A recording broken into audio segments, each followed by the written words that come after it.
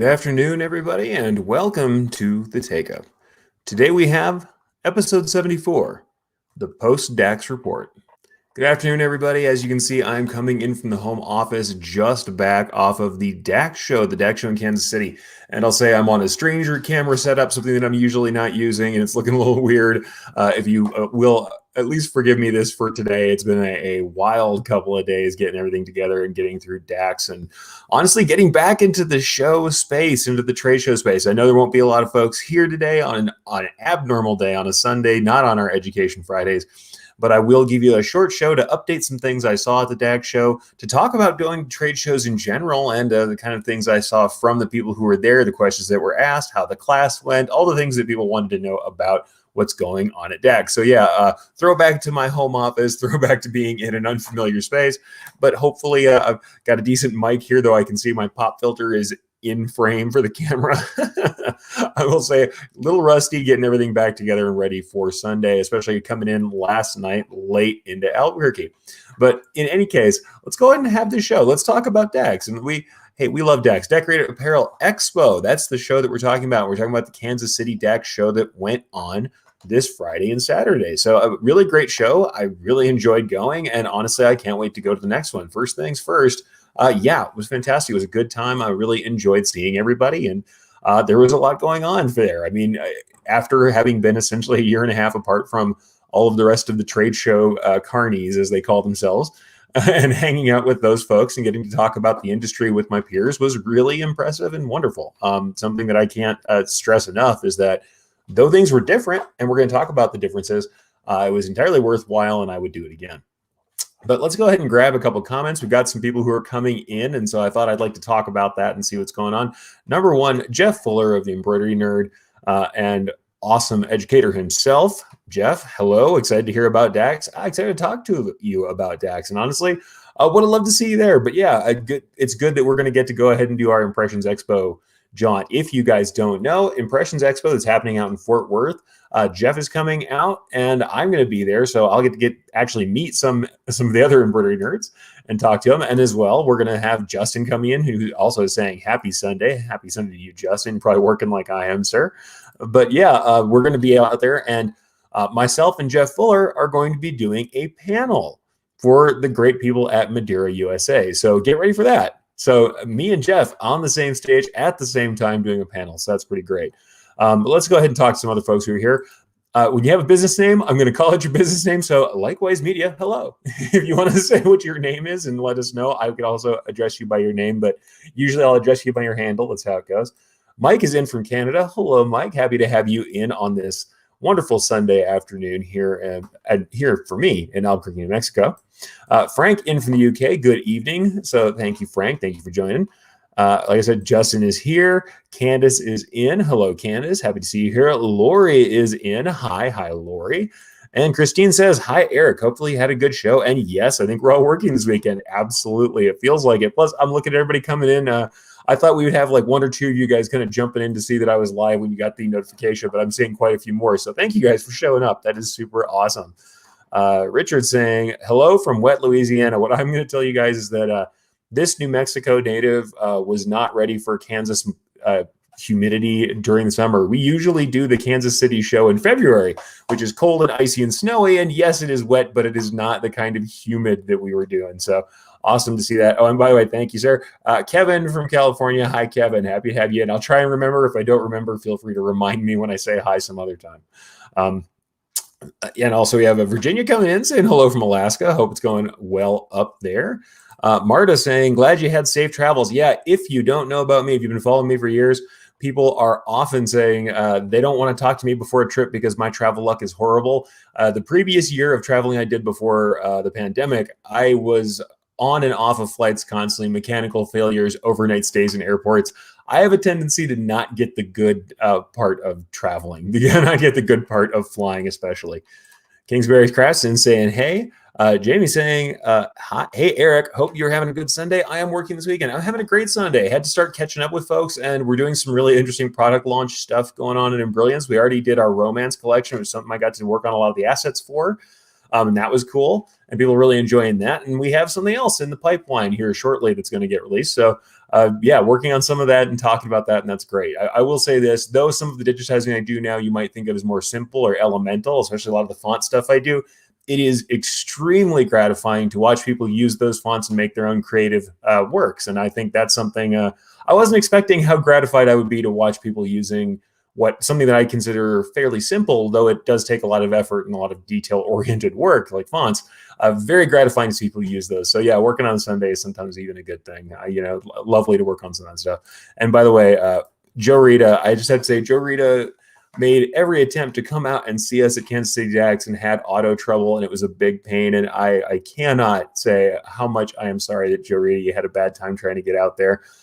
By the way, everyone came up to me who was related to the Kansas City DAX show and told me that you were coming and wanted to make sure that I knew, and they came in and I told them, like, the greatest thing was Scott Ritter from the DAX show comes to me and says, oh yeah, one of your attendees isn't coming. She had car trouble. She had this. And I said right to him, that's Joe Rita. I know who it is. I feel terrible that she had that trouble. And I talked about how great your landscapes were and how great your digitizing was coming along. So if your ears weren't burning before, they should be now, Joe Rita. Christine says, if you don't like humidity, you wouldn't want to come to Michigan in the summer. We have water everywhere, including the air. And let me tell you what, half of my family is from Wisconsin, right off of Green Bay. And I am no stranger to summer humidity, but it doesn't make it any better. And the funny thing is, we've been getting a lot of wet weather down here in Albuquerque. So it's still 45% here right now. And that's too much from this person who likes to get dried out. I'm just going to tell you that. Definitely would rather be in an arid climate. And here's another person I got to see. Curtis came out to the booth. It was great to see you, Curtis. And there were so many cool people I got to hang out with in the booth over at OSG. If you guys don't know, I was hanging out in the Our Success Group booth for a portion of the day, especially on Saturday. I got to hang out with Aaron Montgomery, who you may know, and Todd Downing, and also Kylene was there. Aaron brought Kylene along, or Kylene came along to help Aaron. And honestly, she was just rocking the booth. She was doing so awesome over at OSG that I was like, Aaron could take a powder, because there was so many times people came up and Kylene had him in the booth and doing well. If you guys don't know, I've worked booths before myself. I've both exhibited and, of course, taught at the trade shows, and, of course, been an attendee. And she was doing very well at getting people into the booth and getting them comfortable. So Kylene, excellent work in the booth. That was very cool. So in any case, let's start talking about DAX. We'll talk about some of the things that are there. This is going to be a short show. I'm not hanging on to you for 2 hours. I may not even hang on to you for 1 hour, but I think that it's something interesting. And I wanted to not leave you guys without a show, because I'm going to say this too. Reciprocators, if you have not told me clearly enough, I now know. If before I didn't know that you wanted me to be on for the show regularly, thank you very much. As much as I felt bad about it, thank you very much. You guys sent me so many private messages, and so many people reached out to me to find out where the show was on Friday, right before I was teaching. The truth of the matter was, I was teaching the Elevate Your Embroidery Digitizing class, which is a 3.5 hour, more like 4 hour class that I did in Kansas City right during our time slot. But I got so many messages asking me where it is, and the way I took those in the nicest way possible. At first, I wanted to take them as, hey, Erich, you messed up. You didn't get us a show. But then I realized what it meant was that this show has become part of your weekly routine. And for those of you that this show has been part of your embroidery world and your weekly routine and your decorator's education, then I am incredibly happy for that. So thank you very much for the messages. I will attempt to do better, because I know that we've got more shows coming up where I will definitely be teaching in that same time slot on a Friday. I believe I only have one more big Friday show that's going to do that. But when I do, I will make sure, once again, like this one, I will let you know ahead of time what's going on, and we'll try and reschedule and something more than an update show. I'll try and do a little bit more every week, because I know that lots of folks are looking forward to it. So in any case, let's talk about the shows. I'll say hi to a couple more people first, because I got to say hi. Yosta, hi all, and happy for you, Erich Campbell. I'm happy to be home, but I was very happy I got to go. So let's talk about the show. So what are we talking about here, folks? We are talking about DAX. Now, DAX is the Decorated Apparel Expo, and this was DAX Kansas City 2021 that ran Friday and Saturday. And if you want to go see what they're doing, there are 2 more shows for the season. I'll just go ahead and bring that up, and that's over at daxshow.com. So Decorated Apparel Expo, daxshow.com. And what it is a Midwestern-based trade show that is specific to the region. It doesn't mean that people don't come from outside of the region all the time. They absolutely do. But sincerely, everything is everything there is as any other trade show. People say, oh, it's a Midwestern trade show. It is a different feeling. The clientele is a little different. Certainly if you go to like Impressions Expo in Long Beach, that's more like the international show. People are coming from everywhere. That's kind of the real big show. And admittedly, there's a different feeling in the room. I would say that if you are a cottage industry person, you have a medium-sized shop, you're a local shop, that's where you're at. You're going to be probably a little more at home with the rest of the people who are there. You won't have as many larger players and buyers, and the show is just much smaller in general. However, I'm going to say yes before people ask. Everyone's going to say, what was the attendance like? What was the exhibitor hall like? And yes, it was smaller this year. 100%. There's no reason for me to tell you it wasn't smaller or try. I mean, I would like to tell you this. I am hopeful from what I saw there.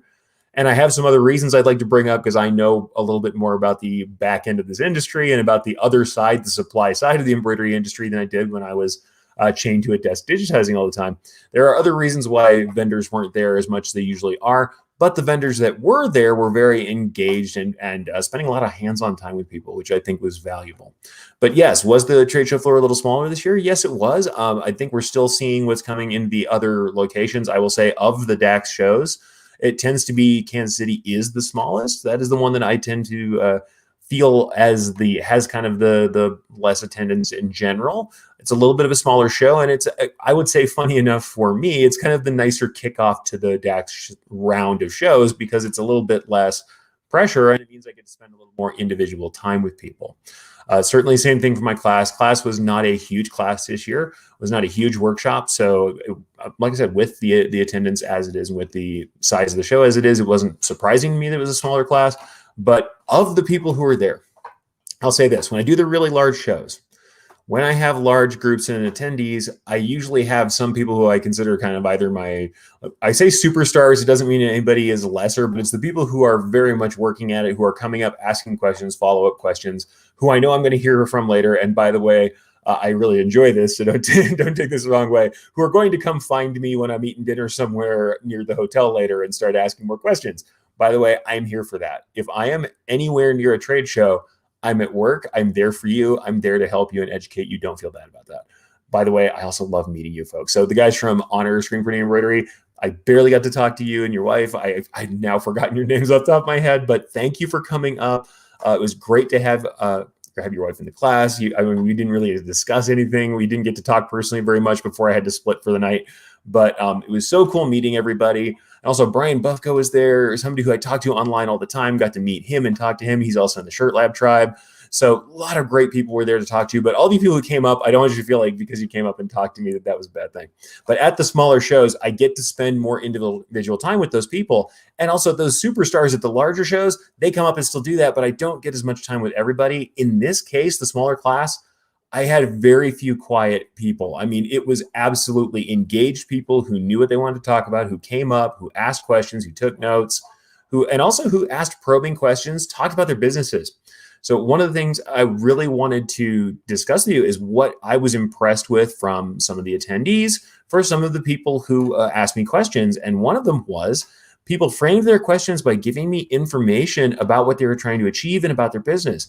Super great. So many times somebody will come up to me and say, how's the best way to do X embroidery thing, X digitizing thing? I need to do a gradient.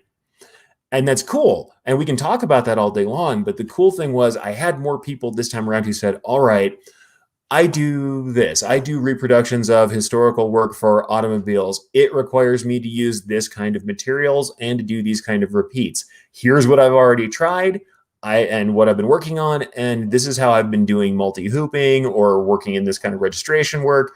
How can you improve your registration across multi-hooping? That is an awesome question that I can really drill down into quickly.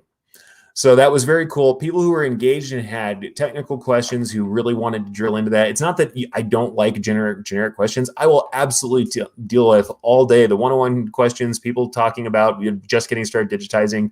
Awesome. Love those questions too.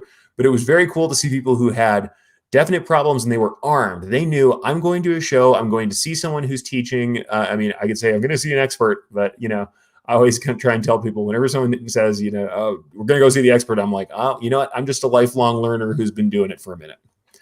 So I learn things from you guys, and I learn things while I'm out at the shows and from other digitizers and embroiderers all the time. And if you don't learn from other digitizers and embroiderers, if you try and always be the smartest person in the room, you're going to find that you're missing out. You shouldn't be the smartest person in the room if you can help it, because it means you're having a chance to learn from someone else, and that's always better. That's always improving. But suffice to say, it was really great because we had individual attention for people. I could spend a lot of time with everybody. And when we had class time going on, when we had discussions after the fact, there was also some great cross-pollination. People were talking to each other, people who were asking questions that then other people could get in on, or that other people in the room had also and might not have thought to ask. So fantastic cross-pollination there, fantastic question asking, and great specificity on topics that they needed help with, as well as I would say a depth of desire to understand. People wanted to get deeper, and that was awesome. That was really awesome. In fact, one of the things I'm also going to identify here, and I'll call myself out a little bit on this, is that more people want the stuff that I'm teaching in theory in depth. They want to see more of it done, and they want more analysis. And I'm overjoyed, because this is not how the business always was. Having people ask me for really in-deep analysis and say, is there a place where I can find you doing super in-depth construction? Talking about the way you would handle that artwork on a literal basis, on a more hands-on basis. And that was cool to see, because before, I don't think I've had nearly so many questions about that. And this, specifically this time at Kansas City DAX, had people asking me repeatedly, where can we go to get deeper and to actually get into some very artistic work and also some very technical work. Awesome stuff to see. Very, very cool. For the first time in a very long time, the top question wasn't just, what do I buy to make this better so I don't have to? So awesome. So all you people who came in for the digitizing class, you guys are superstars, every one of you.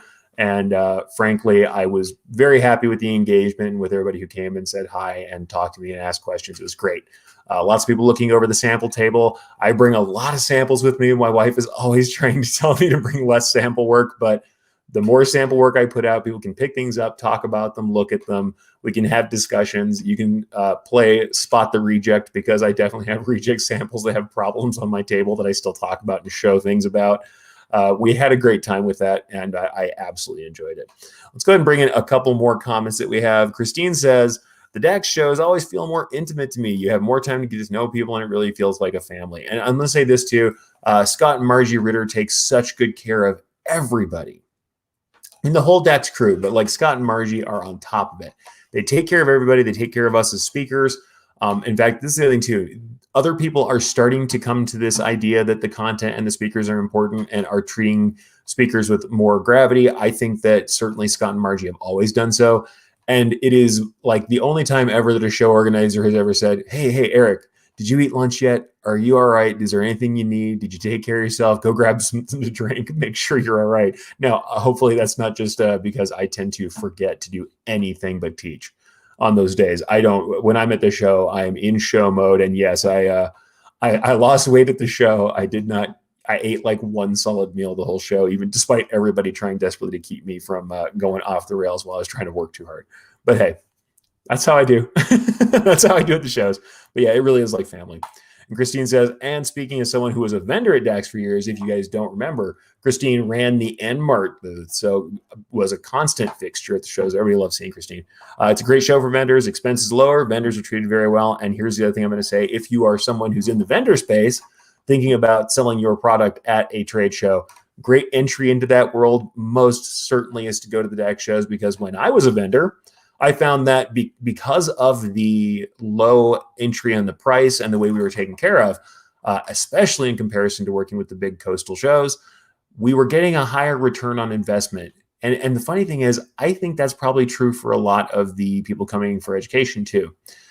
In that, if you go to education for the bigger shows, yes, there's some great education there. I teach some of those. There's nothing wrong with those shows. But a lot of the seminars are very short, and they can cover a certain amount of the topic and not much more. If you're there to get super deep education, you either have to go for the special seminars that are before the workshops, or you're going to have to look for additional educational options there. And that's totally possible. But yeah, that's one of those things that you certainly see, is that people are coming for the education at DAX because there are long workshops. Charlie Tobley did his workshop on screen printing. Didn't get to hear too much about that, but I saw Charlie out there and got to talk to him. I mean, we talked personally. I got to see Katie Woodman for a while there. Katie Woodman of Trouble Me Not Embroidery, she actually did a hands-on embroidery workshop. More attendance than mine, but I'm going to say, me doing Elevate Your Embroidery Digitizing, which is a little bit more out in the field than I would think of the general knowledge stuff for embroidery. I'm not surprised that she pulled in some extra folks in the evening. But yeah, that, and also it was after showtime. She was doing the night shift this year, and I was during showtime. What I'm going to say, though, is that Katie always does a great class, and she absolutely put it all out there, and she also increased her booth space and brought materials. So she was over at Trouble Me Not. She had a nicely sized large booth with materials as well as her kits, and we know that she's got Melco machines in her booth. So they were there, and that was cool. It was really great. Brian says, by the way, he was there. Great to meet you, Brian, by the way. Great to hang out and talk. We had such a great conversation, and without just I don't know, you can't get embarrassed as easily if you're not on camera. I guess I can get embarrassed. I loved hanging out with Brian. That was awesome. So we got to really chat in the OSG booth, and it was the best. So Brian, thank you for coming by. That was fun. That was a great kind of just, talking shop. If nobody knows this, I love talking shop. I don't always get a chance to do it at that level. And we were really chatting and going for it. And so thank you, man. That was cool, Brian. But yeah, he's disappointed that Enmort wasn't there this year. I was too, just because they always have such a great layout. But at the same time, I think I would have felt a little weird that Christine wasn't there. But yeah, it was kind of rough. Katie was doing a good job though, and she brought materials. So she actually expanded her booth and had embroidery materials and kits and stuff going on. So if you go to the other shows, check out Katie. Katie's great, and Christine is correct here. Katie Woodman is amazing, good teacher, and I know she worked hard to get supplies to bring. Absolutely, she did. Absolutely. And Christine says Brian and Meyer are amazing. Yes, 100%. But yeah, it was so cool. It's so cool to see everybody. Really enjoyed being out there, and it was interesting to see who was showing, who is doing the most work out there. And I think I understand a little bit more. Like I said, being on the supply side, there's more reasons than we think for why people weren't there. As far as the vendor side goes, why it was a little smaller. I am going to say I heard personally from some vendors. I'm not telling you which vendors, because, hey, that's not up to you or up to them. There were problems with getting materials, getting equipment, getting things in. We've still had shipping blocks. We've had issues with shipping that are partially due to COVID, partially due to the Ever Given, that ship that got stuck in the canal. There are a bunch of things that delayed a tremendous amount of materials and equipment from coming over from overseas. And some of that has caused people to say, yeah, I can go and sell and push at a trade show, but what am I going to do if I don't have something to actually sell? And some of that is still happening. Even if someone is there selling, they may have a pretty long lead time on equipment. So what I will tell people is it is absolutely worthwhile to go to the shows. I don't know if you are always just going to get immediate satisfaction on everything you want from the shows. Definitely contact people and ask them what kind of equipment. If you're going to the show because you think you're driving back with something on your trailer, ask them before you come if that's your only purpose to be there, because that may or may not be the case. Or if you think that you're going to get really quick delivery on something, make sure that you're preparing for the possibility of longer delivery times on equipment and goods. It's just the way it is. If you are in the embroidery industry right now and you don't have someone around you asking what kind of caps, shirts, or whatever you have to replace the ones that can't be gotten, then I'm surprised. You really are at a different kind of level of stocking. It is not normal yet, and that doesn't mean things are impossible or bad, but it does mean that those things are real. These are real considerations for people. And though I would have loved to see more vendors, and I know Aaron and Todd came on our Success Group channel, talked about that, where they were happy to be there. Everything's great and positive, but they were a little unhappy that more vendors weren't there. And yeah, for sure, I would have loved to see more vendors. I do understand why some of the vendors didn't show yet, and I would say that there are multiple reasons to think about that, or that you should think about when you're deciding these kind of things. And having been on the vendor side, I understand. I had us go out on a limb the first time we did DAX 2 at Deco Network. And honestly, there are reasons why you don't go to shows sometimes. There are reasons why you're not ready for it. You don't have something to promote. Maybe you don't have the manpower, and that could be a problem for some folks right now. So I'm not going to necessarily blame anybody for the decisions they made. I know that those decisions are hard and the budgets can be hard to handle. I would have liked to see more people out there supporting the show and being there anyway. And that's the other thing I would say too. There was an outpouring of support for Scott and Margie and the crew at DAX. because DAX was really fantastic, and they've always been so good to us that part of the reason I'm there, even though I knew it'd be a smaller show, and even though, and by the way, as you know, I like the small shows because I get to spend time with people, and that is absolutely the truth, 100%. But yeah, people always are saying like, hey, is this going to be worthwhile because there's this many people, what have you? And I would say there were a lot of reasons why it was worthwhile to me.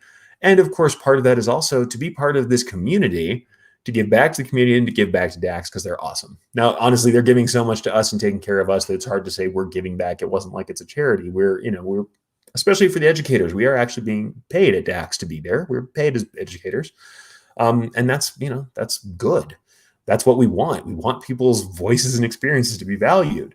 But at the same time, I think we wanted to be there also because we want to sustain and maintain this really great community of people who we get to be with. So that's one of those things. But let's go ahead and grab a couple more comments as we're here for sure.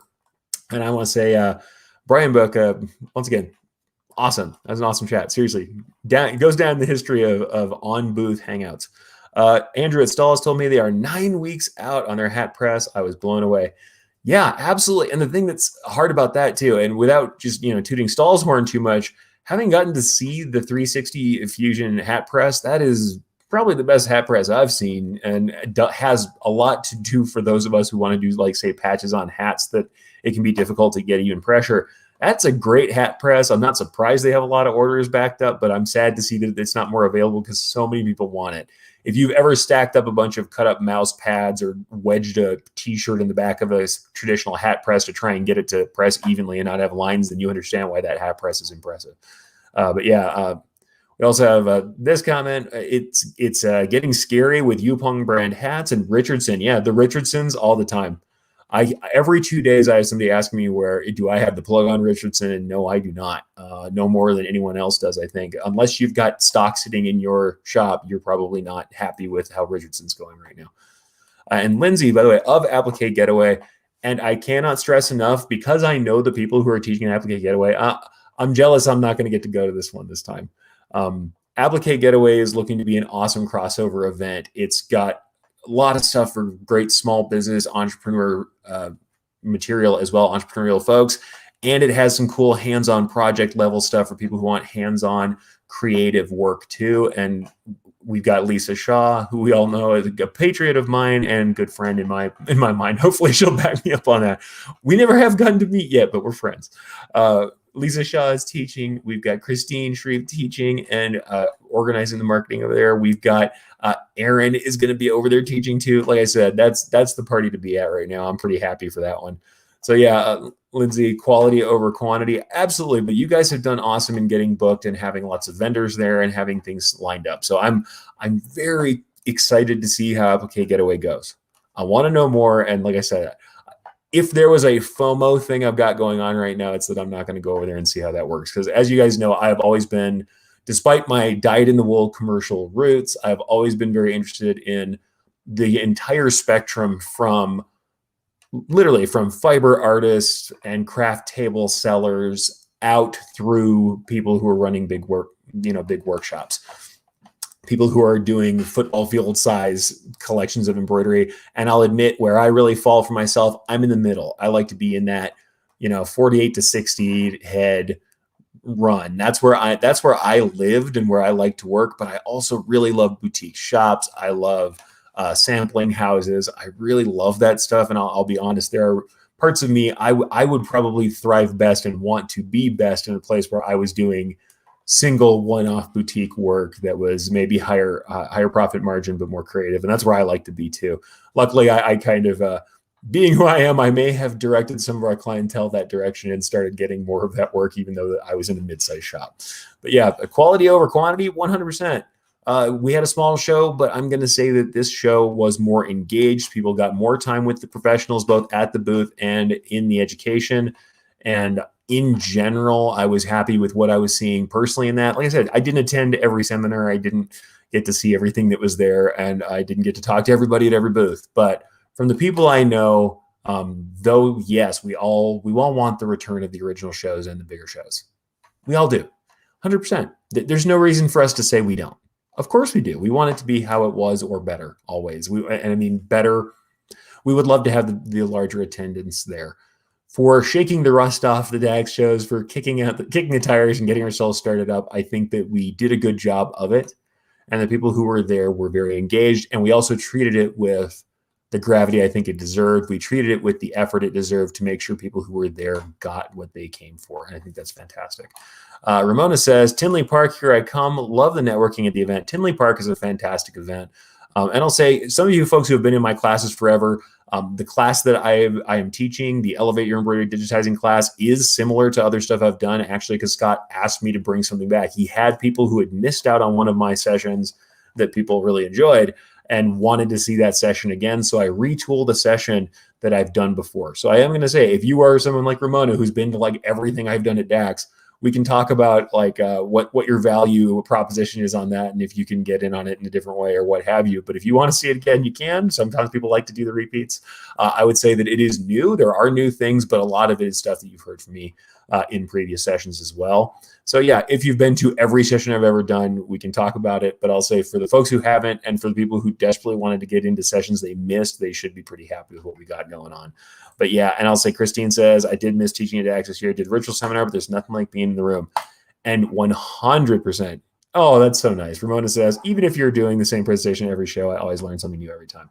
Well, and like I said, I don't ever do exactly the same presentation. This one is more of things I've taught before than I've ever done, I think. And so for me, I got a little uncomfortable, but I will say this is like Christine said, right? Nothing like being in the room.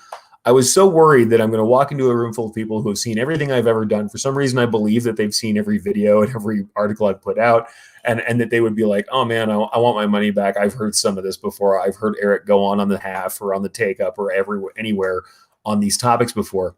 I always try and retool. I had new examples. I did live replay, live work in software, which I don't always do. So I brought up Stitch Artist and showed people pieces and did some replays and descriptions and discussions. So there was some of that stuff that we don't always do, but I did. I did still try and mix it up, and I always try and mix it up. But there is this part of me that wants to make sure I give everybody as much possible value, so that if you've been with me and you're showing me that love, then I'm going to show you back as much value as I possibly can. So believe me, I'm always gunning for it. But like Christine says, it's being in the room that makes the difference. And I think it makes a difference for all of us, because that communal energy is a thing. And I know you're in energy. It sounds like I'm talking about something pretty woo-woo, but it's really not. We feed off of each other. We get something out of that community. We get something out of also, honestly, the questions people ask. I cannot tell you how many times I've had somebody ask a question and I watch 3 or 4 or 5 or 10 faces in the room light up, because I can tell that's a question that they didn't think to ask or wanted to ask and weren't ready to ask at the time.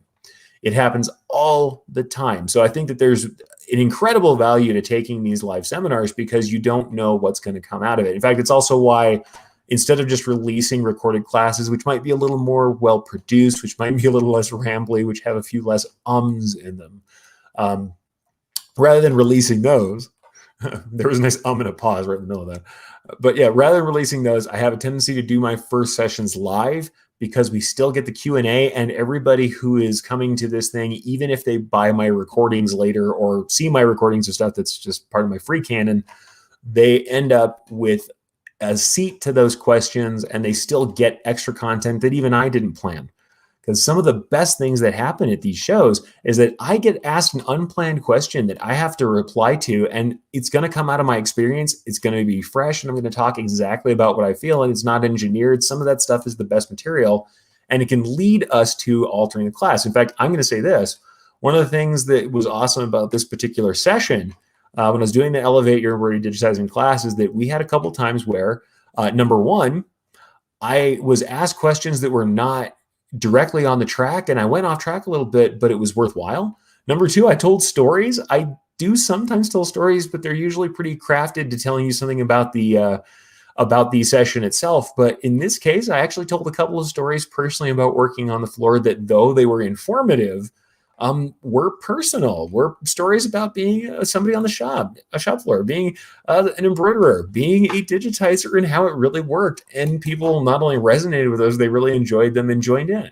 It was something that people enjoyed. And being in the room is the only way you can hear it. People are laughing And honestly, I also told a couple of stories in that session that were emotional stories. They were stories that were a little deeper, that had something else about them that was human, that dealt with how what we do can be important to people. And there were feelings had. We had feelings about these things and discussed them. And I know that that sounds froofy, and if you're in it for all business, that's great. But I'm going to say, especially after the year and a half we've all been through, connecting with each other, reaffirming why it's important that we do what we do, helping people identify with each other, and understanding also that these motivations, these emotional motivations, are part of what makes our business thrive, part of what helps us sell, and helps what we do stay relevant to people no matter what's going on. These were all valuable things, 100%. And I said that a lot, but it was more valuable than I thought. And I was surprised at myself that after being nervous and feeling rusty and everything else, that when I got into the room this year and I started to get that reaction from people, it made sense what I was going to do. And I went off script and did. I told stories and talked, and we all kind of came together in a way that was, I would say, something interesting, something new, and probably a little more charged because of what we've all been through. And because this was, for a lot of us, and myself included, the first big public event we had gone to. So the interesting things, like I said. So what am I going to say are the standouts? Of course, let's kind of talk about some topics on that level. Like I said, engagement. One of the best things I would say came out of this for me was seeing how many people were truly engaged and committed to coming back, and honestly talking about how they stayed engaged throughout the pandemic was interesting as well. But there was a high level of engagement this time around, and people were absolutely in on the questions, in on the education. At the booths, they were in to hear about everything from everyone. And in watching the vendors, there weren't vendors who were standing back in a corner on their cell phone waiting for the show to end. We've all seen that happen. I'm not calling vendors out, but we've all been to a show, especially the really large ones, where people are off in the periphery, not really paying attention. They don't have enough staff to handle whatever it is that is going on. It's not. I wasn't seeing a lot of that at DAX. I was seeing people who were absolutely engaged. We want to talk to customers. And sure,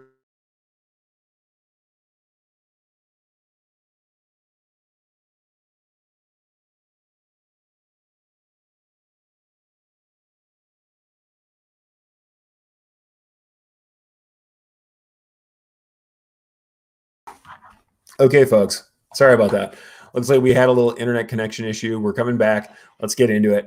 We're talking about engagement. What I want to say is this. We don't find that people were, or I don't find that anybody there was out of engagement. People were really into it, and all of the vendors were really on point. They were in, they were on, they were not kind of in the periphery. You can chalk that up. This is what I was going to say. You chalk that up to desperation. Everybody wants to say, well, of course they were. They weren't. It's less people. We got to make sales. We're just getting going. People who went through a hard time. Surely. But what I'm going to say about that is that's also perspective. We have the perspective of knowing what we've gone through, what we have to go through, what might happen again if we have to deal with this. And with that perspective, things have become more poignant. We start to understand what we need, and we refine how our behavior is toward our education and toward what we're going to do with our businesses. As much as we can say that is something that's like we went through something traumatic and now we're dealing with that, surely we are. But at the same time, I think it helped us to refine ourselves and to become engaged. And for some people, even though it wasn't a break stress-wise, it was a break in the immediate kinds of grind they do. So maybe we're not in that same space where a lot of shops get, where it's like what we've been doing is what we continue to do because we've always done it that way, which is the worst reason to do anything. It doesn't mean that tradition isn't important, but the worst reason to give someone for why you do something a certain way is that that's the way we've always done it. And I would say in this case, people really had changed that. People had really understood that the same old thing isn't always going to carry through. And if the same old thing isn't going to always carry through, well, what do we need to do? Well, we need to plan, we need to train, we need to figure out what we're doing. So we need to get engaged, we need to ask questions, we need to make the most of this. So engagement was high. And I think that was really impressive from everyone, from the people on the booth, as well as the people coming into the booth. It was on both the vendor side and the attendee side, fantastic. So engagement was high, and I was very happy to see that for sure. Certainly networking. Admittedly, we just haven't seen each other in so long. There was of course, some oddness about when do you wear a mask, when do you not. Some people were fully gloved up like the beekeepers, some people were not. And I have no bad feelings about this. I tend to wear a mask more often than I don't. At the same time, fully vaccinated, ready to go. I'm like, this is it. We're throwing in. We're going to talk to people. We're going to network. And honestly, there was something more to it this year. And I would call it this: camaraderie. We really were more like a big group of friends this year than ever. It felt to me like when we came together, there was this extra sense of let's get this thing done. We're in it to win, to do this thing together. And I'm just so glad to see you people. I'm glad to see everybody. I'm glad to meet with the people that were on the trade show booths. I'm glad to meet with the people who are in the classes. I'm glad to talk about their personal journeys through the last year. And we became fast friends, it seemed like, while we were doing it. Is everybody, going to each other's like parties and events? No. But what there really was a sense of community there that is always there at DAX. I mean, there's always a sense of community at DAX. I think more than a lot of the other shows, there's a sense of this being a family gathering where people get together. But this feeling of camaraderie was intensified for sure at this particular show. And I think, like I said, it's not that you can't do that at a bigger show, but it's that at this particular show and in the feelings people were having there, the camaraderie was excellent. And it also led to people helping each other out with technical issues, with other issues with production, talking about pricing. People were very giving with their time and giving with their information. So that camaraderie is more than just, elbow to elbow, we are in these same trenches together. It's also, how can I help you? How can we make this success happen for you? And also, here's my problem. Is there something that could help me? And people were very giving and very open this time around. Not that they aren't. I think our industry is unique in how much that tends to happen, but it was impressive how many people were coming together like that and really having that feeling. So I really love that, I really love that. And I think that was the great thing about DAX. Brian says, and this is something I fully agree with because I've done this very thing. I've gone to big shows in Vegas, and for some reason, Vegas especially feels like this. I went to an SGIA in Vegas years ago, walked past 20 or more booths without being spoken to. The point of being at these shows is engagement. I don't understand when salespeople don't realize that. Yeah, I don't either. And I'll admit, I am a socially awkward human being. It may not seem so because I'm on the camera all the time. I have a hard time sometimes initiating conversations with people if I don't feel like I have something to offer. But when I'm on the booth, I'm like, number one, well, my job is also to get you to understand what I'm here for so that if we have some sort of mutual thing we can do for each other, like there's something that my product can do for you, and of course you can want to buy my product, we can make something happen. The other thing is, I feel like if I'm here, if I believe in my product, then part of that belief is that I think it is good for people in your situation who are in the shops. If I didn't think it was good, I should be changing my product, not my pitch.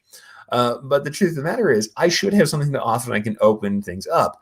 But I've been at shows where not only do you walk past booths and people don't try to engage with you, but you walk into a booth, pick things up, leaf through their materials, and someone spends the entire time on their phone. I think that's the hardest part with some of the shows where, and I would say this is the truth of some shows, not all shows. Some of the regional shows, it seems like, where they don't send the A team, you'll have larger vendors who sometimes don't send their big teams out, or they have somebody they've hired just to do the shows. It can be a little harder for them because maybe it's someone who has a familiarity with their product line, but isn't a dyed-in-the-wool member of their team. That can be a little hard sometimes. And I understand that they are not always as gung-ho as the people who work directly for the vendor, for the company, and what have you. I understand that that's different. And then it can be hard to get people who just want to go all in to be personalities of shows. And not everybody is this huge personality, but at the same time, a little goes a long way, and especially being responsive when people come up and ask questions. A previous part of my career was being what we call a relationship manager, and that was me going up and talking to people in regional sales groups, talking to people who were with vendors and trying to establish relationships for the mutual benefit of the software I was working for. And the truth of the matter is, there were times where it was hard to report back to the higher ups in my company because I couldn't get anything out of the regional salespeople to find out what was going on. And I found out that some of the people who were hired just for the show and were really not very engaged with the product, not very engaged with the company in general. That can be tough. Didn't see a lot of that. And I'd say DAX, even though I discussed that it is a regional show, The DAX shows are not like that. DAX shows are not like that. They're really great. So yeah, it's something that you really have to see. I mean, it's something that you really have to see. DAX is a different animal, and every time I talk to people at DAX, the thing to remember is what Lindsay said earlier: quality over quantity. The interactions I have at DAX tend to be of a higher quality. And I'll say this: let's talk as a vendor. Let's talk as a salesperson. They also have a higher ROI. They tend to convert. If you want to use the terminology of the time or of the region here, they tend to convert more often for the number of contacts. So if we look at two shows, and I'm actually going to talk about something maybe out of school. I did a big national show and I did a DAX show, not telling you which show the other show was, in a destination spot in a coastal city. I did a show where spending, I would say at least like 6-7x what I spent at DAX for a very small booth. We had the same number of what I would consider qualified leads. And we had the same number of conversions at the DAX show as we had at that big national show.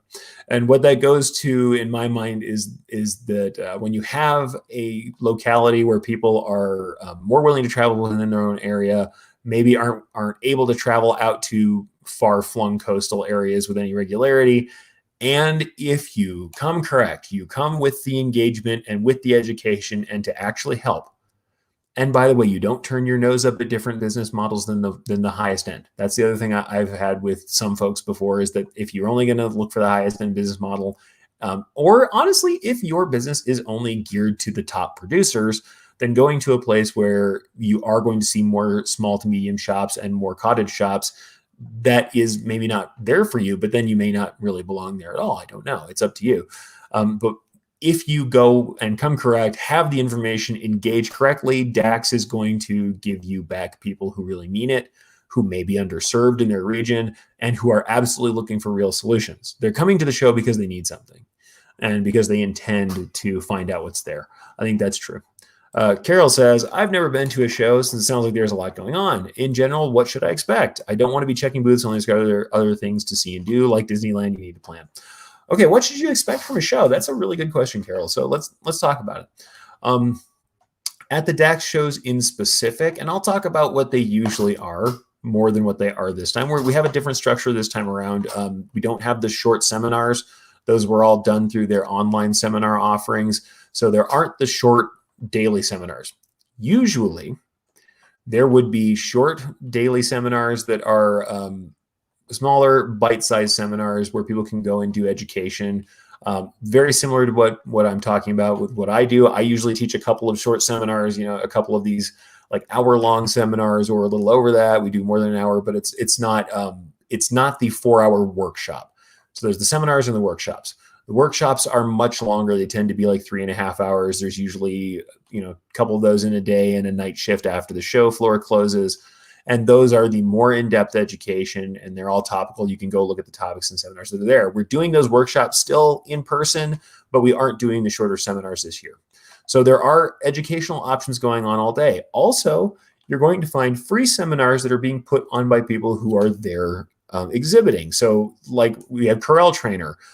That's Clay Barbera. He was there with corraltrainer.com, and he's there next to OSG booth. We know Clay very well, and he's a good friend of all of our shows. Clay was there, and he did some free seminars himself, and he had great attendance there. Of course, free seminars have great attendance, but they have seminars that are free education that are going on throughout the day, and those can be attended by anybody and are usually open. At Tinley Park, they actually have an open area in the middle of the place. At this show, at some of the other shows, you may be in a room doing those. The rest of the time, you would be on the trade show floor, in the exhibitor hall. And in that case, we just have individual booths. You can go and see who's going to be at these booths early at the DAX show website or at any of these websites and plan who you're going to see. Sometimes you can, depending on your trade show, there may be ways for you to schedule a time to see somebody or to let them know what you're interested in before you go or do some other kind of communication. But you can also just walk around and talk to people as they are available. This show is fairly small. I don't think it would take you long to see it. We only did a 2-day span. And really, you could have gotten a lot done. It wouldn't take you that long to see all of it. But some of the shows are larger. And if you're spending more time in the individual booths, you may spend more time there. The other thing is, DAX show, you register before. Most of the shows you can register before. And the other thing is, if you're early enough for the shows, you may have a free or open registration, especially for getting on the floor. You will be able to get in for free just to the trade show portion. Many of the seminars and the workshops, those are going to be paid events where you pay for your admissions to those. And I'll go ahead and say this for Christine. For the DAX shows, go to daxshow.com. You can register to attend and select your class options. And they have that list of vendors. Like I said, you can plan who you want to see. Now, if you're going to a really large one, if you're going to a really large show, you really will want to look at that, look at who is important. And this is what I always say. You don't just go in a snake pattern fashion up and down the rows until you see everything. Your best option at the really large shows, where the likelihood is you may not see everything in the time that you have, is to find the 4 or 5 places where you absolutely need to go see representatives, when you need to go see equipment, stuff that you want to see demoed, where you feel like that might be something for you or your business, either for business or pleasure, whatever it is you want to see demoed, whether it's part of your craft or part of your business. You go and find those things and go see those first, seek them out, then go back to areas or regions, or you can even have a list of secondary people you want to see after those, and then you just walk the floor and find the things you want to find. The really large shows are more daunting, but this is very similar kind of activity. They will usually have hours before the show floor opens. If you go to like the ISS, now the Impressions Expo shows, like I'm doing in Fort Worth, I'm teaching 2 sessions at that one. There are sessions during the show floor time, but there's usually early sessions both on the day before the show and before the show floor opens. So you may be able to get a short session in before they open the show floor. But yeah, you definitely want to plan ahead and have your stuff together for the larger shows, because it can be daunting, especially like if you ever decide to go to Impressions Expo Long Beach. It's huge. It's really huge. We're talking about a multi-building affair. It's quite large. And so those can be more daunting, but they're also going to have a little bit lesser engagement. It's a little bit more like a carnival, a little bit less like the Mercado. So that's kind of how that is. So I'm going to go ahead and grab a couple more comments that we have too. Lisa says, find the same thing doing the Houston Quilt Festival with 60K shoppers versus Applique Getaway with 1K shoppers. Sales are comparable, 100%. Like I said, I did a huge show, a fairly large show on the coast, not the biggest shows, because I've done those too, but 100%, if we're looking at return on investment, the smaller regional shows for me have always had a higher ROI. And I would say, even as someone visiting the shows, kind of the same. If I really want to get to talk to somebody and make a connection with my own regional sales team, the people who I will actually be working with, the regional show is going to be the way to go. If I just want to see all the new technologies and maybe sneak away for a couple of days on the coast, well, then awesome, I can go to one of the bigger shows. And there's no reason to say that you shouldn't do that. Those are great. And also shows that are in between, like Expo Fort Worth. Fort Worth is a cool town to hang out in. The Dallas-Fort Worth area has some cool stuff to do. And you can go and see a moderately sized large show and get some education in. Because like I said, I teach at those shows. Go see a couple of seminars, go do the show floor, and you can actually get through the whole thing and go hang out in Fort Worth. I mean, those are all good things, but I think you really should plan and have a schedule no matter what you're doing. I think it makes sense. And honestly, knowing your goals, let's talk about this. Knowing your goals, no matter what it is, planning. I have a banner planned for it. As you can see, planning was a big deal. And that's part of the thing too. We had a lot of people there who were training. The people who were a lot of the vendors who were there, of course, because we don't have to have product necessarily. We're not getting something shipped from overseas. There were a lot of people there who were doing software and training and planning, as well as the usual equipment and supply people who were mostly there. Weren't all there, but some of those were there. The people who were doing the planning and education this time around were very much in force. So if you're thinking about doing shows this year, let's say you want to go see people you can consult with, who can help you with your business, who can give you software products, who can do that sorts of stuff. That is all going to be there in the smaller shows, because they're not going to be as likely to have decided they can't do it because of issues with supply chain. So planning is also great. Like I said, your personal plan is super important, and I absolutely agree with this. This is something Alan is coming in on this. Alan Howe, who I also got to hang out with, has an awesome show on Friday himself with Marshall Atkinson. Alan was there with Easyway Systems, if you're a screen print friend. Always make a plan on who you want to see, and also schedule time if there are people you want to see specifically, especially large shows. And this is the thing too, plan time to meet people who aren't show people. Plan time to meet other embroiderers, vendors, people you know from Facebook, from Instagram, from whatever, from TikTok, if you're on TikTok, whichever sorts of people who are going to be at the location, find out if they're going to be there, if they're around, and check that out. So I would have to say that's worthwhile. Plan some time, and also realize that you're going to be able to probably pick up a time to go have dinner or lunch or breakfast with someone else who is either an attendee, or you may, like I said, find someone like your own Erich Campbell hanging out at dinner, and you can come hang out and talk some fun and talk some work. And I'm very happy to do that. But yeah, Alan is correct. Planning is important. And here's another thing Ramona makes clear, and I like this as well. A lot of people come to get show specials, get equipment done, and this is important. If you are interested in making a show purchase, bring your funds or documents generally necessary for on-site financing. That also means bring your business registration documents for any wholesale purchases. Yeah, any prep you can do would be useful, especially because you're trying to plan ahead and make sure this is valuable. Well, don't waste your own time. Have everything you need to get that done. And it is true. A lot of the times, if people have equipment that they are not trying to move at the end of a show, you may get a show deal on that kind of equipment. It's not just blazing deals, though. Some people really expect there to be some 90% off deals happening. Don't expect that. Expect to pay reasonable prices, but absolutely go ahead and do that for sure. And here's Alan. And by the way, Alan, thank you for coming on the show, my friend. You are an important fellow, and I think that it's awesome that you're kicking in with this one. As a speaker, and a great speaker at that, and a vendor, I love scheduled breakfast and coffee meetings. Yeah, coffee meetings ahead of the show floor are great because we're all up getting ready and getting tooled up for it as well. So great to see that. So yeah, Alan, absolutely.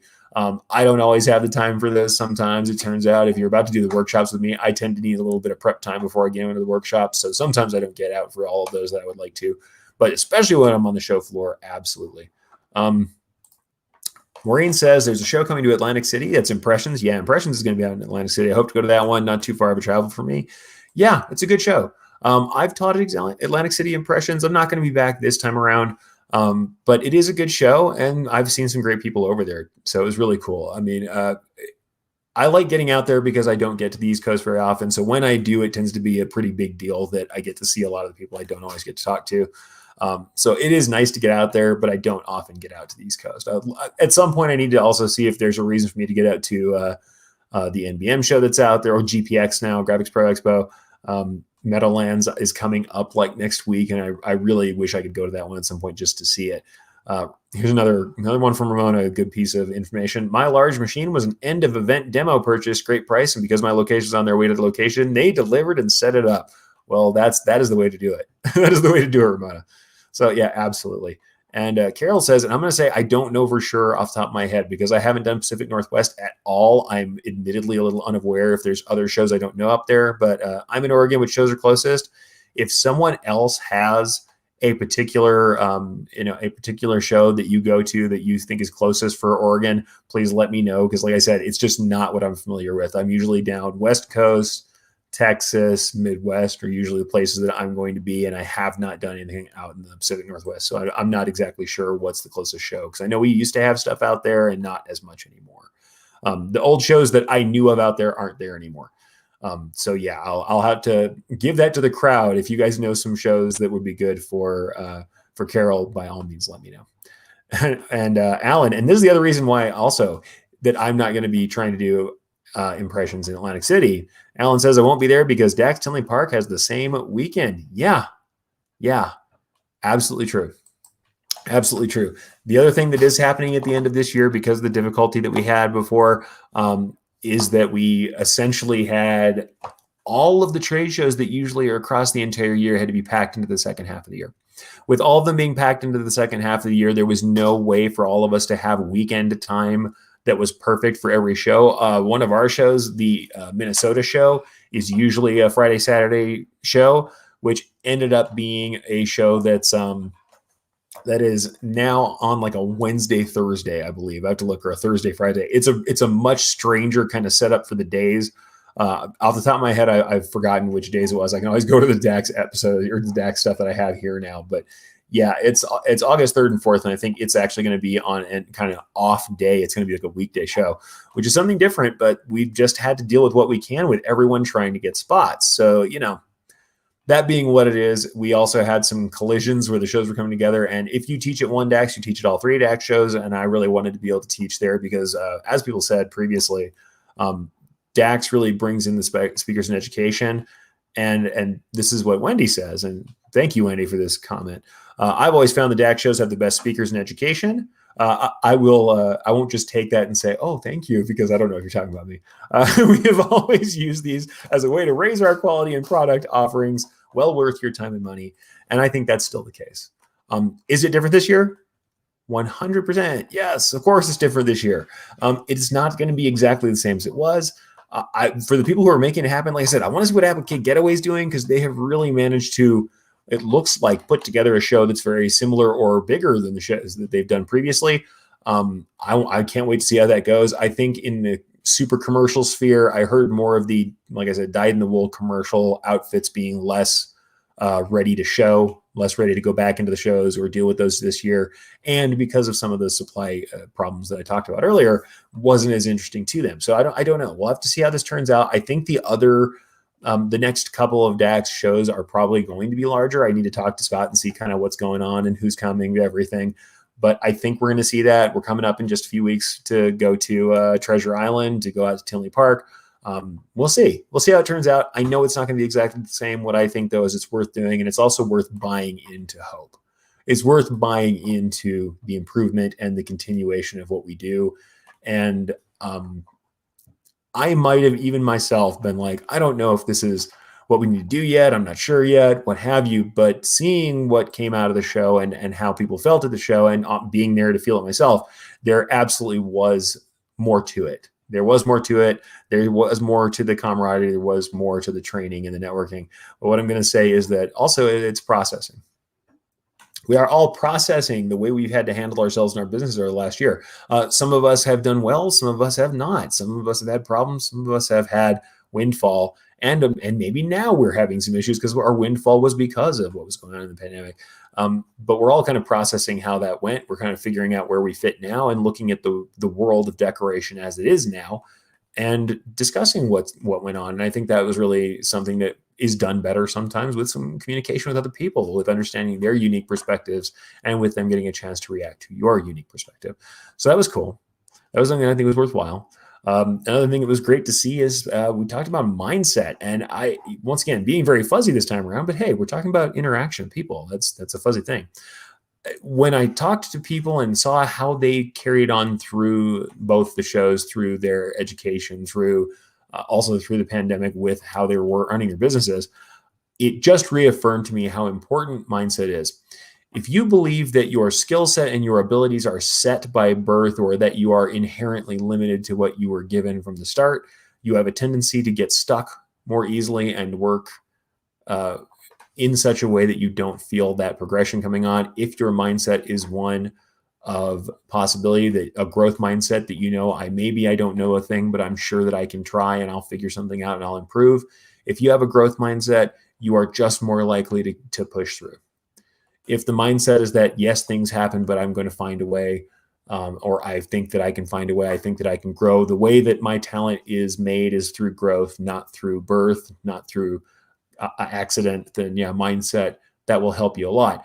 This is not to take away from anybody who just if you're against impossible odds, you're against impossible odds. Bad things can happen. You can end up in a situation that is untenable. That is absolutely the case. What I'm going to say is I've seen people in very similar situations where the difference maker was that one person thought that growth and change were how they get to where they got, and that the talents that they do have were made by growth, made by failure and iteration and trying. And the people who thought they lucked into it, or thought that talent alone was what made it possible for people to get things done, and that talent is inborn, have a tendency to reject those things and to not want to take the first step on the path because they feel like it's already stacked against them. And this isn't to say sometimes you do have the deck stacked against you. It's not that you're not. It's like the old phrase about being paranoid. just because they're your paranoid doesn't mean they're not out to get you. They can still be out to get you, but the people who have a tendency to get through their circumstances are ones who have a mindset that their talent comes from growth, or that growth is possible through their own efforts. And I saw a lot of people repeating that. And they weren't telling me that. They were telling me how they got through. They were telling me why they're here. They were telling me why they want to learn. And it was because growth to them seemed possible. And because they took the attitude that the way they got their talent was through growth and grinding. And I think I like to believe I'm there. I certainly get discouraged just as much as anyone else does. But I'm going to tell you this, guys. I was not an artist, and now I do some things that are art. I was someone who came up thinking I would write for the rest of my life. And though I have, and communication is a big part of what I do, language isn't where I landed. And I do a very visual medium, and I wasn't. Admittedly, like, my mom is someone who can draw. I don't draw very well. I mean, I've got drawings that I can do. People say, "Oh, you do. Here's all these drawings." It doesn't necessarily come natural to me. I have to fight. I have to fight my way through it. But what I will say is I believe that I get better. And I think watching everybody out there, if you believe you get better, if you believe that your talent is expandable by growth and by learning, you are very much more likely to grow than if you think that people are coming out of the womb with the needle and thread in their hand, which is just really rare. And the truth of the matter is all of us, to a person, are ignorant at the beginning of any venture. And that doesn't mean that we're stupid. It means we're ignorant. We don't know. We don't know what we don't know. And we won't know what we don't know until we start, until we try. So you can't steer a parked car. Sometimes you just have to start rolling and get things going. And I'll admit that is me. That is everyone. I get cowed by huge things I need to do too. We all feel that way. I think that's not rare. And there are times where incidents of fortune can absolutely knock you in the dirt. The difference is that people who believe that there's a growth mindset, or believe in that growth and have that as part of their mindset, have a tendency to say, well, there's something I need to learn that I haven't learned yet. And maybe I just have to take a new direction and start there and start to grow my abilities toward this new world I'm living in after this problem has happened. So that's just how it is. It's how it is. Frank says, thanks, Eric. Got to go. Hey, man, head out. Don't stay late. I'm going to go in a minute too. But the truth of the matter is I'm happy you were here, and thanks for coming by on a Sunday off schedule. And anybody, if you guys don't see it, I talked to Brian about this. People come and apologize to me for missing the shows. You never have to apologize to me for missing the shows. I'm going to do the show anyway. The people who are here are going to get a good show. And if you catch the replay, awesome. And if you don't, catch me some other time. I'm here for you. You're not here for me. Though I love when you guys are here, and it always makes me feel good when you've had something that you get out of what I do. The truth is, I'm here to serve you in this capacity. I'm here for you. You are the reason I'm here. And yes, if you mean, does he mean me? Yes, I mean you, whoever you are. If anything I've said has gotten through and made anything better for you today, I've done my job, and that's what I'm here for. I'm here for you. This is what I'm here to do. And if anything is good for you, that's it. That's what I'm here for. If I've made any difference for you, that's it. That's what we're here to do. Anyway. I just like to say that because, Frank, you're welcome to come in and leave whenever you want. You're an awesome person. You're a booster, and I'm really happy to see you here. Anytime you can be here. All right. And Jarita says, that's why I do scenery. I have my own mind, and I want to be able to make these pictures on my own. That's awesome. By the way, Jarita, like I said, your ears must have just been burning because I was talking you up that whole show. Everybody got to hear about Jarita, so you are now famous, Jarita.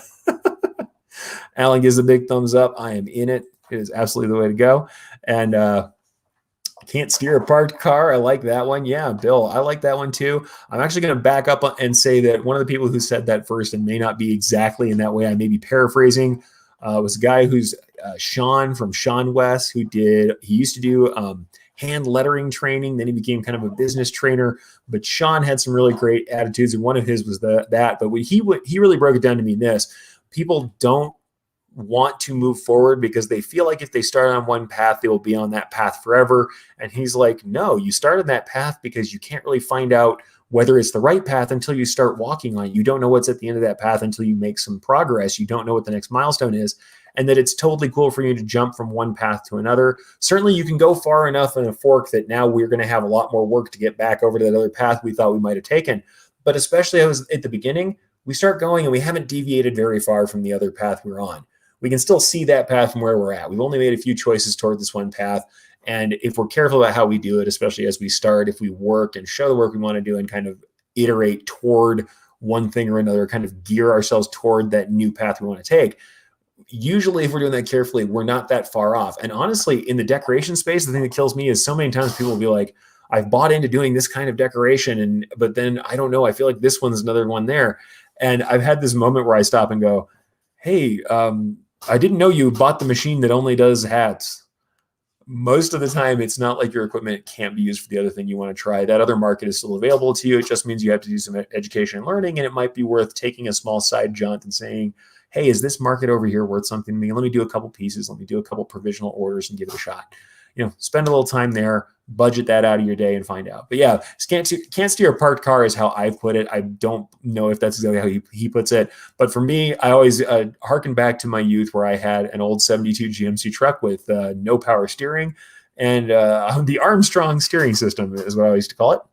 And for me, it was quite literal. You just couldn't roll. And I think that that's still the same way we feel. You need momentum. I know that I have a hard time doing something in a big design or with a big decision until I start making small steps toward the eventual goal. In the big design, I start digitizing something small that I feel good about, even if I know that I'm going to have to start somewhere else again or save that piece of the digitizing later and resequence it in.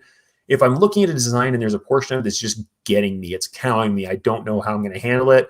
Sometimes I'll go digitize a portion of the design that I know I can handle, even though that's not the real great method to do it. We should usually work in sequence as best we can, the sequence that it'll operate in. But I go work on something that I know I can do, that I feel confident about, while I sit and think in the back of my head, in the back burner, I debate on what I'm going to do. And then if it's still bothering me, I start doing things this way. I say, all right, the next 5 objects I'm going to digitize, I'm throwing those away. Nobody's going to see them. I'm just the next 5 objects I digitize, I'm throwing those away. Then I'll start digitizing something in the area of the part of the art that I'm not sure about the interpretation. And if it's looking the way I want it to look, I'm going to keep those objects and keep going. But if it's not, I'm going to throw it away and keep trying and look at different options. Or I'll make a few swatches of different stitch types or treatments that I think might work out. Just take a look. And at the worst case scenario, if I want to call it that, if there's something that I'm really not sure of, I make a small sample area and I go stitch it out so that in stitches I can see what's going on. In stitches I find out what I need to find out, and I give myself the space. It's hard to do this because I feel upset that I can't do it one and done every time. When I'm having a trouble figuring something out, I sometimes get upset with myself, like, you've been doing this forever. You should be able to do this. Why are you struggling with this, or what is it bothering you for? But you have to give yourself the space, and like Aaron says, give yourself the grace to say, this is part of my process. This is me testing. This is me learning, figuring out what I need to figure out. And if I figure it out here, I now have that to add to my palette of stitch types and possibilities. And this is in business. This is in marketing. This is in anything we're doing. Do little tests. Let yourself have those tests and say, I'm learning. This is part of my process. Learning is part of the process of doing. And in doing that, we get there. And I'll say about this show, we're doing this little show. We did a smaller show at DAX. The smaller show, the difficulties we might have had, maybe even some disappointment we felt that it wasn't exactly the way it was when we went to it at the largest show ever that we had done for DAX. Okay, let's handle those things in real. And I'm talking about, so everybody would say, don't talk about negative stuff, only positive stuff when you show about it. DAX is absolutely 100% worthwhile. Start with that. Second thing, if you walked into it and thought, wow, it's kind of small, this is also part of us being on the process to getting back what we had and growing something new, is to say, all right, we don't exactly know where we're headed. We don't exactly know how this is going to feel yet. Let's try this season out. Let's get back in there. Let's do it as safely as we can and take care of each other and make sure that we're thinking about each other's well-being and education and our businesses, as well as our physical well-being and health and what have you. Make sure we do it safely as much as we can.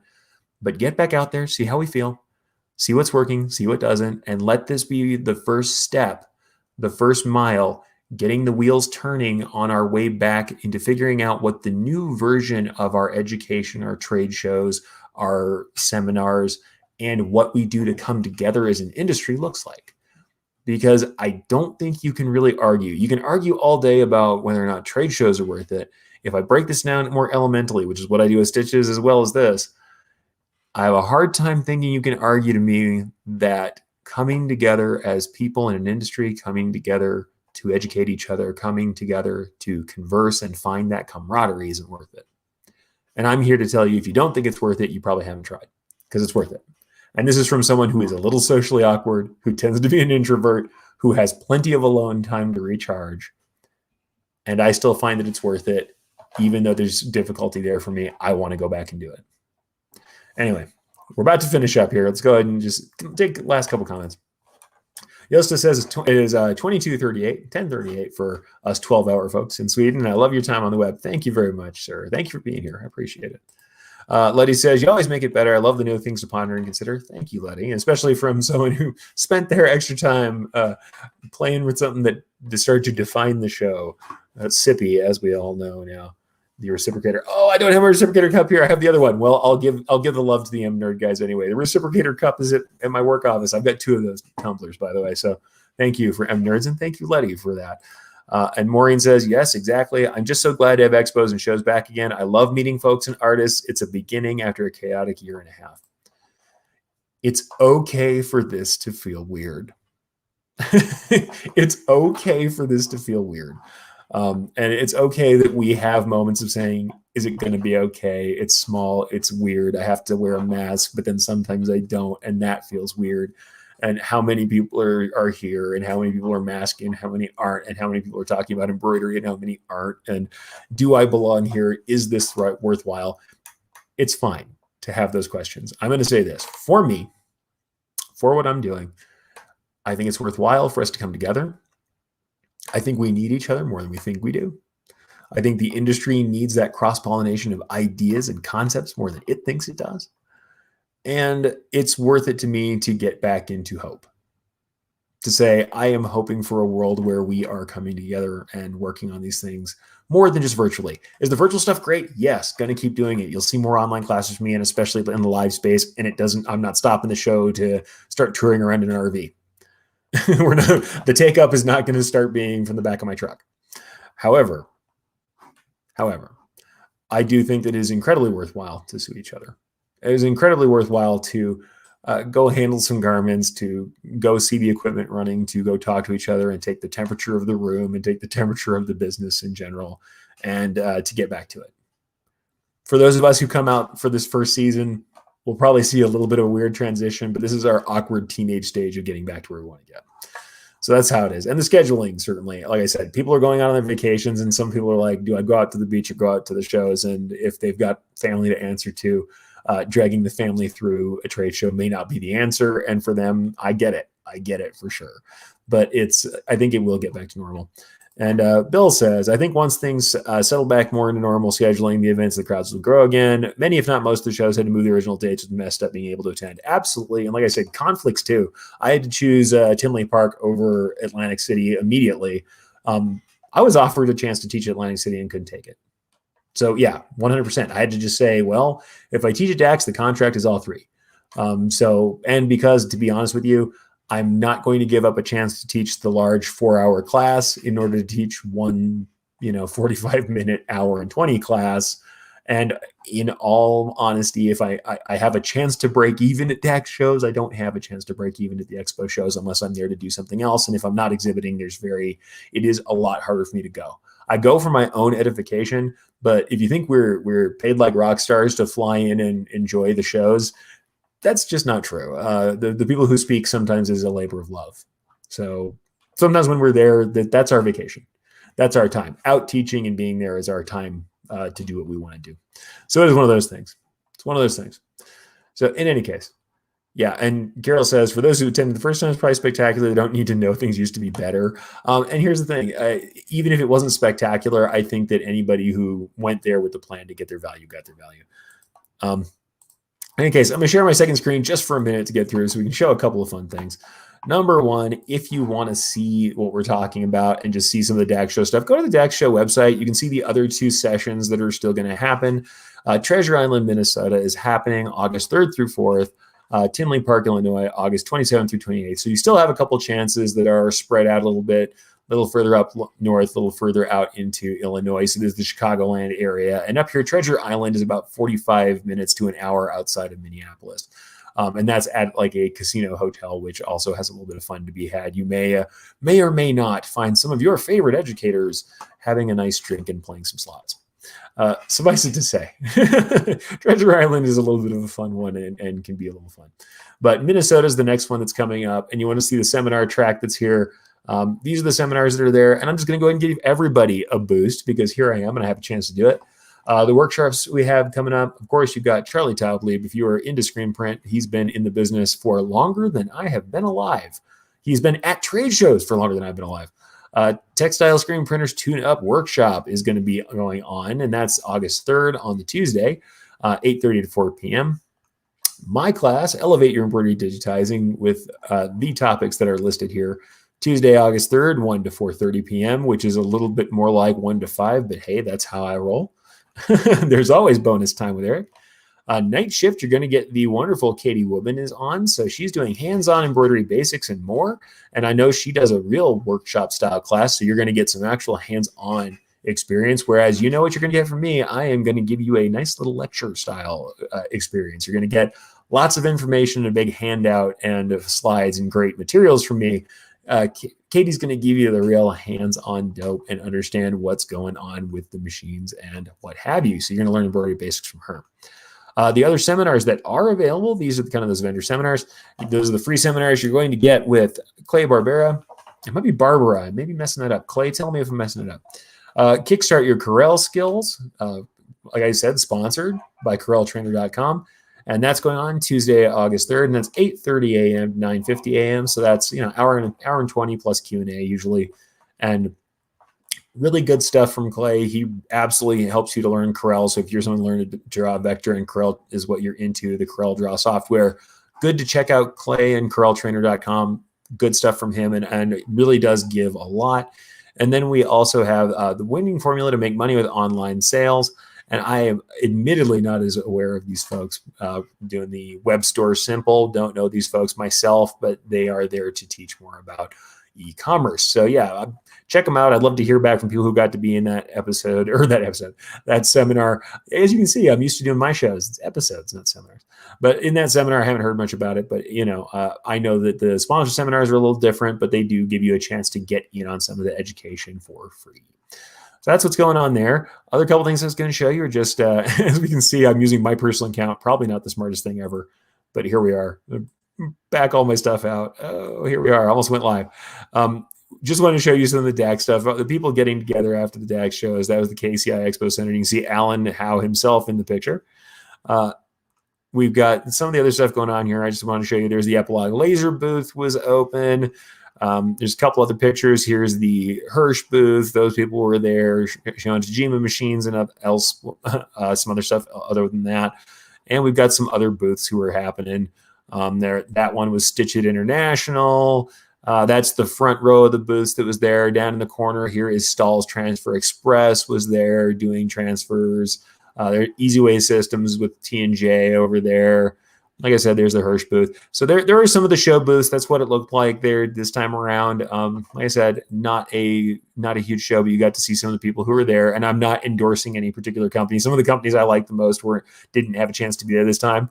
And as you can see, that's me flying fully masked. And yes, of course, I did have to stay masked. The one thing that was a little rough was the long layover. I have to say, I feel so much for frontline workers of all sorts now because I can't find a mask that fits on my gargantuan head.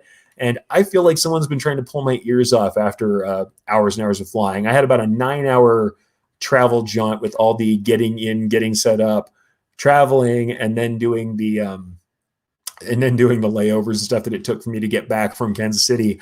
I was only about 3 hours off of driving at the time, at how long it took to get me home yesterday. But at least I did get home, and that's me in the Albuquerque airport with the famous statuary that's there. And like I said, you can see also I was there in the embroidery black and yellow, having a little lanyard on, back in the Our Success group while we were talking with folks in the business. So it was really great. seeing them there. And like I said, we were next to Stalls and Stalls Transfer Express, and then Corral Trainer was next to us as well. But yeah, you can see we had a good time. We were talking, and it was a good time. It was a good time to be had. It was nice. I enjoyed it. Hard to say anything bad about it, aside from, like I said, we all would like to see more people there. We'd all like to see more vendors there. But the truth of the matter is, it was a good show. We had high engagement. We had people with great mindset. The camaraderie was awesome. And also there was innovation. There was new things happening. People were learning new things. We're talking about new ways of operation and what they were going to do to make their businesses better. And there was a real focus on training. And I think that's something where, though, yes, we all want to go for equipment and materials, and that's the fun stuff to go check out. There was a massive emphasis on training, and people were really learning. So like I said, come out to DAX Minnesota. That's coming up next. So DAX Minnesota is coming up on the schedule. If you want to go see the Elevate Your Embroidery digitizing piece, you want another 4 hours of me helping you get dimensional and learn to test well and learn about texture, we can absolutely do that. It's $99 early bird up to the show and $109 until showtime. Why do I tell you this stuff? Because everyone always asks when I start talking about my shows. Mostly, I just want you to get excited about it and go get out to daxshow.com. And just like I say, in general, when we're out here, I think that this goes on with things I've said about creative interpretation, what I've said about embroidery and testing and multimedia, any subject we're on, whether it's technical, whether it's, hey, e-commerce, how do these things work? How does marketing work? How does it work to deal with advertising?